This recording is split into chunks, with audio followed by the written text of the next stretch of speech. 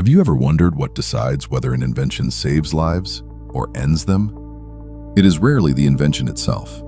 Think of steel. The same metal, poured from the same furnace, can become a plow or a blade. It can break soil or break armies. Steel holds no opinion. It waits for a hand. For most of human history, that has been the story of every powerful tool we have made. Now we have made a new one. Artificial intelligence can read satellite images, predict famine, and translate a stranger's words in real time. It can also guide weapons, manufacture lies, and act faster than any human can think. The same metal, two very different hands. So the real question is not what this technology can do. The question is this: will AI make the world more peaceful? Wars almost never begin the way we imagine. There is rarely one villain making one terrible choice. More often, war grows from something smaller: a message misread, a harvest that fails, a rumor that travels faster than the truth, a tired officer making a judgment call at 3 in the morning. In July 1914, Europe stumbled into the First World War partly through crossed signals. Telegrams arrived too late.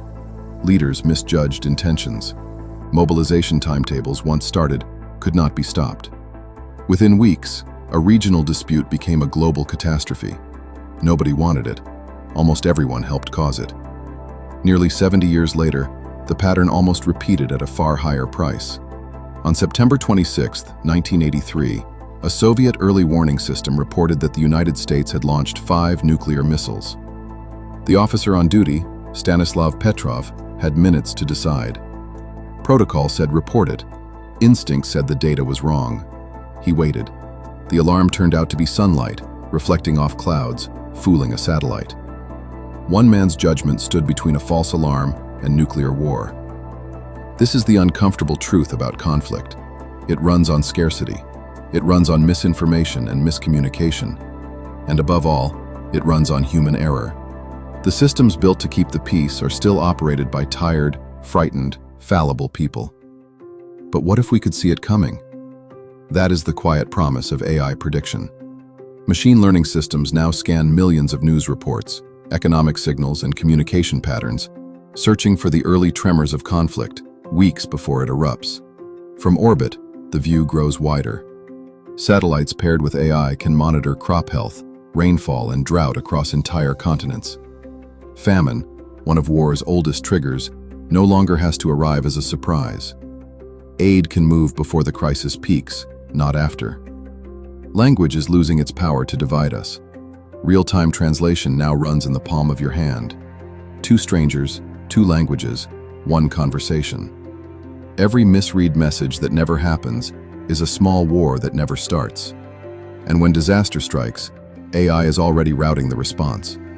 Humanitarian organizations use machine learning to plan aid logistics, matching food, medicine, and shelter to the places that need them most, along roads that are actually passable.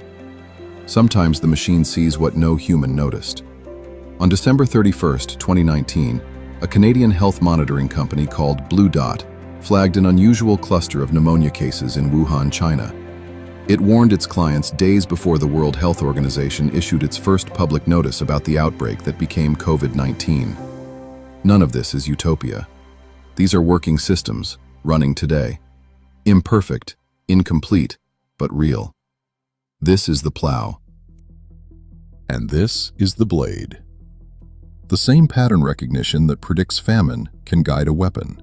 Since 2014, diplomats in Geneva have debated lethal, autonomous weapons, machines designed to select and attack targets on their own.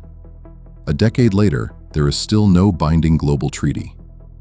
The battlefield is also turning invisible. Cyber warfare crossed a threshold in 2010, when a worm known as Stuxnet was discovered inside Iran's nuclear program. It did not just steal data, it physically destroyed centrifuges, code-broke real machines. AI makes such attacks faster, more adaptive, and harder to trace. Then there is truth itself. In March 2022, weeks into the war in Ukraine, a fabricated video of President Zelensky appeared online, appearing to order his soldiers to surrender. It was crude, and it was debunked within hours. Deepfakes will not stay crude. When any video can be fake, every video can be doubted. and doubt is a weapon of its own. Meanwhile, AI-powered surveillance lets a state watch millions of citizens at once, tracking faces, movements, and words. Order enforced by watching is not the same as trust, but the deepest danger is speed.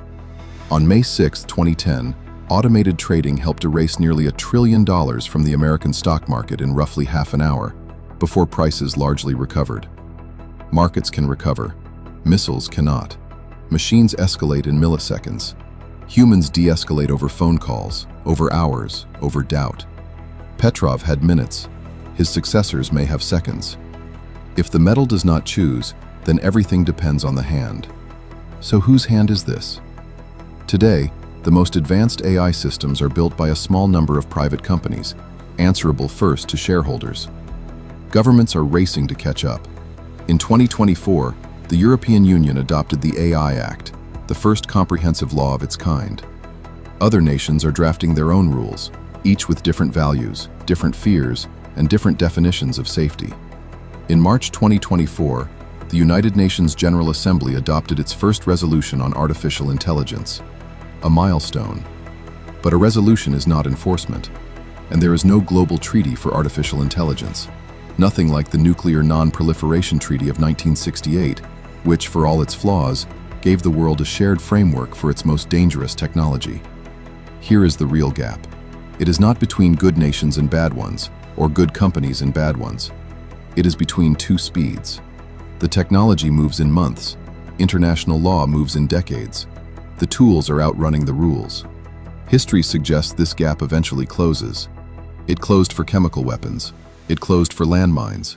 The question is whether it closes before a crisis or because of one. Outside the United Nations headquarters in New York stands a bronze statue, gifted in 1959 at the height of the Cold War. It shows a man beating a sword into a plowshare. Not a monument to victory, a monument to a decision. We have always known what to do with the metal. The hard part is choosing to do it. Peace is not the absence of tools, it is a structure, and structures are engineered. Early warning systems that give leaders time instead of taking it away. Treaties with verification built in. Translation that dissolves a misunderstanding before it hardens. A human hand kept on every decision that ends a life. None of that happens by wishing. It happens by building, deliberately, the way we build bridges. AI will not deliver a peaceful world as a gift, but in the right hands, it could become the most powerful peace-building instrument we have ever forged. The furnace is already burning. The metal is already poured. What we shape it into is still up to us. Remember the echoes. A satellite fooled by sunlight in 1983 and one man who waited.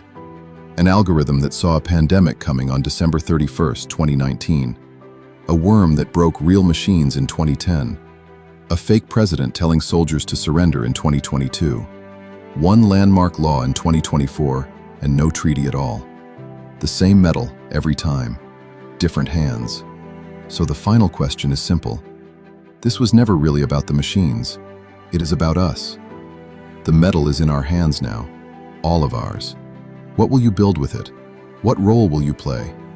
Will AI help create a more peaceful world? Like, comment, and subscribe to Static Horizon for the next chapter of the